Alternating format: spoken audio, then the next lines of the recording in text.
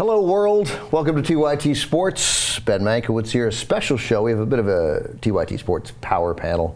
Evan Paley is here. Evan, welcome. Good to have you here. Appreciate it. And then next to him is another guy. How you doing, fellas? What is the nickname that people came up with you? Franny Max. Franny Max. Franny Max is Franny my boy. Max is here.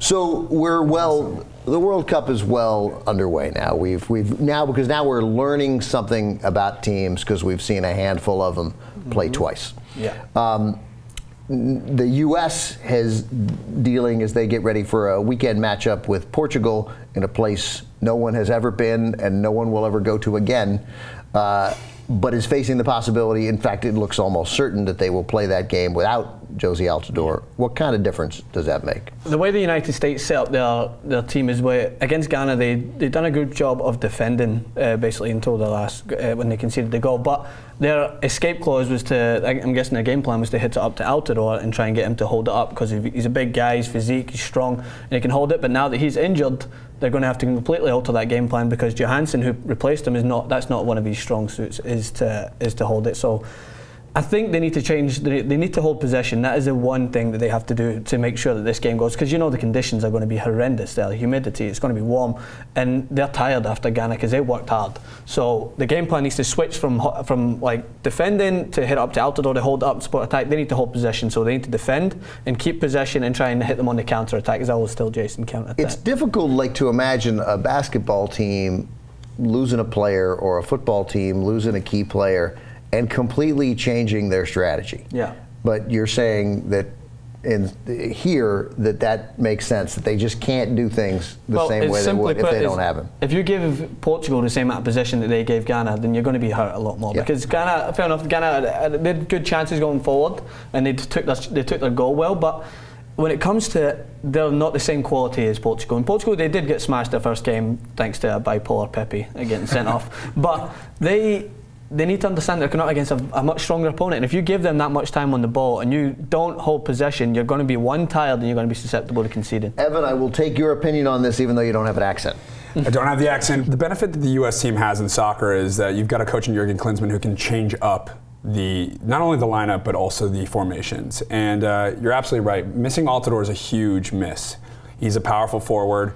I played for him myself. You want someone that's up top who can gain possession and really push off defenders, hold the ball so you can gain access to your midfielders coming up and putting crosses across the net, scoring goals.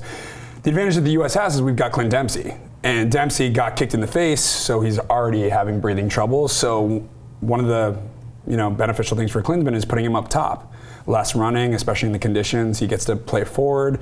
He gets to do his incredible crossovers and those incredible. I mean, that first goal was incredible. Yeah. So he has the advantage of playing up top. You have Bradley, who had a horrendous game one, who's actually an incredible possession midfielder, who needs to play forward because with Portugal missing their two top defenders in the center, things are going to open up. So you need to have Bradley playing possession midfield and attacking. Let's presume that it's incredibly hot and incredibly humid. Yeah. Does that make it more likely to slow the defense down, or does that? Sorry, it strikes me that makes it a little more likely that we'll have a higher scoring game because it's always harder, at least in every sport that I've played, to when you're tired, when it's hot and humid, to commit to defense. Yeah, well, as Evan said, they're going to be missing Pepe and Contral, Portugal, which are two of their starting back four. So, and Bruno Alves, the other partner centre back, was caught off guard a few times against Germany. So they had a tough time against Germany. They're going to be tired as well. I mean, they've had a few days to recover, but having to defend against the likes of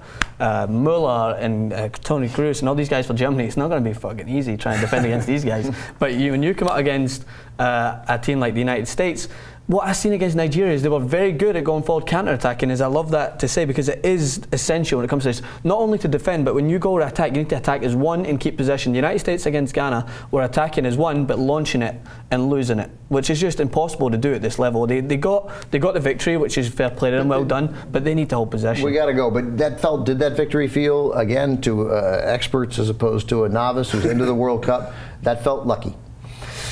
Lucky I felt like perhaps, but I mean, Ghana seemed better. They got themselves, and to give them credit, they took their chances. That's one thing I have to give. Like that Brooks header was great, and now I think he's been classed as the best American since Abraham Lincoln. The greatest American. The greatest American. So who's Abraham Lincoln again? Did he quit the cars?